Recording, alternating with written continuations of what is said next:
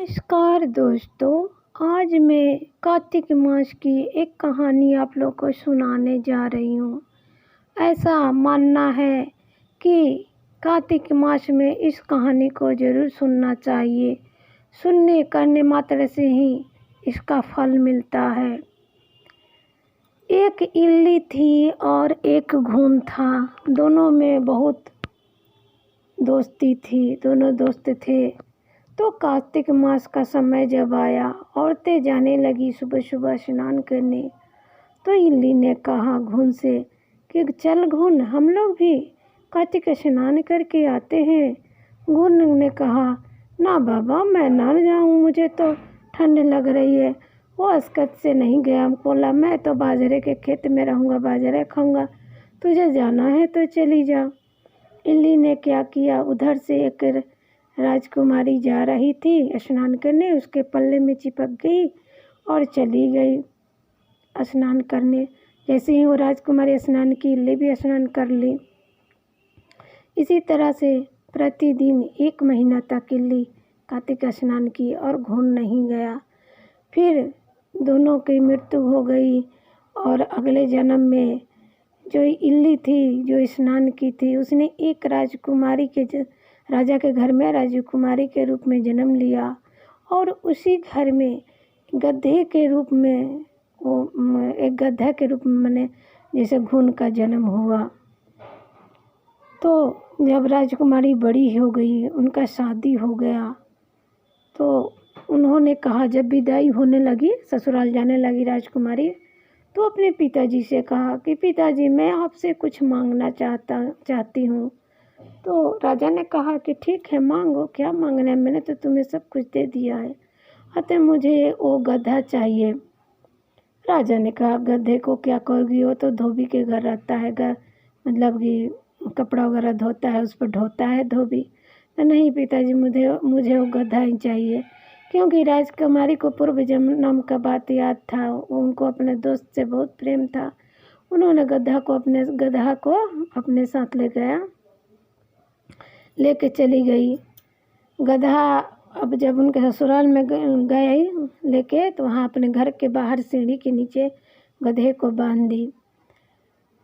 एक दिन जब राजकुमारी नीचे उतर रही थी बाहर जाने के लिए, तो गधे ने कहा हे सुंदरी, मुझे पानी पिला दो। तब राजकुमारी ने कहा मैं ना पानी पिलाऊंगी, जब तुझे कहा चल गंगा स्नान करने तो तू तो न गया।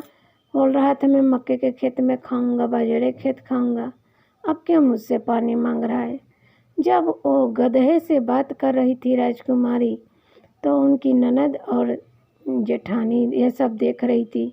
उन्होंने कहा ये तो जानवर से बात करती है, पता नहीं कैसी भूतिन है, डायन है, क्या है। ये सारी बातें उन्होंने उसके पति, राजकुमारी के पति को, राजकुमार को बता दिया। राजकुमार ने कहा मैं इस बात को नहीं मानता, वो एक जानवर से कैसे बात करेगी। तो नहीं, उनकी बहन बोली नहीं भैया, हमने देखा है। तो राजकुमार ने सोचा मैं इस बात का पता लगाऊंगा। उन्होंने क्या किया, मतलब कि जो सीढ़ी था उसके नीचे छिप गए। दूसरे दिन जब राजकुमारी उतरी, तो गधे ने फिर कहा हे सुंदरी, मुझे पानी पिला दो।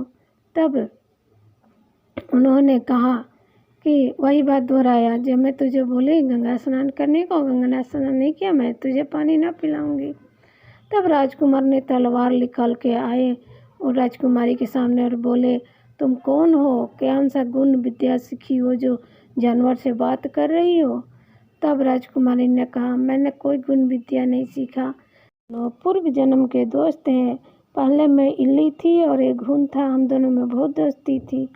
तो फिर जब मैं गंगा स्नान करने गई 1 महीना और ये नहीं गया, इस कारण मुझे मनुष्य में जन्म हुआ और यह गधे में इसका जन्म हुआ। तो राजा की लड़की ने कहा क्या तुम सत्य बोल रही हो, कार्तिक स्नान में इतना मतलब फल होता है कि उससे इंसान, मतलब जानवर से इंसान बन जाता है। तो राजकुमारी ने कहा कि हाँ, कार्तिक स्नान का बहुत महत्व है, उसे विधि विधान से श्रद्धापूर्वक करना चाहिए। तो राजकुमार ने कहा कि ठीक है, जब कार्तिक मास आएगा तो हम दोनों कार्तिक स्नान करेंगे। फिर वैसा ही किया। जब वो कार्तिक मास आया तो दोनों राजकुमार और उनकी पत्नी राजकुमारी ने रानी ने जैसे दोनों ने गंगा स्नान किया कार्तिक मास में। उनको कुछ समय के बाद एक पुत्र हुआ और राजा का यश और कीर्ति चारों तरफ फैल गया। बहुत से राज्य उनके वश में हो गया। इससे करके उन लोग का साम्राज्य और फैल गया। तो कहते हैं जैसे कार्तिक स्नान से उनको फल मिला वैसा ही सभी को फल मिले, सबके घर में कीर्ति और यश और धन की प्राप्ति हो।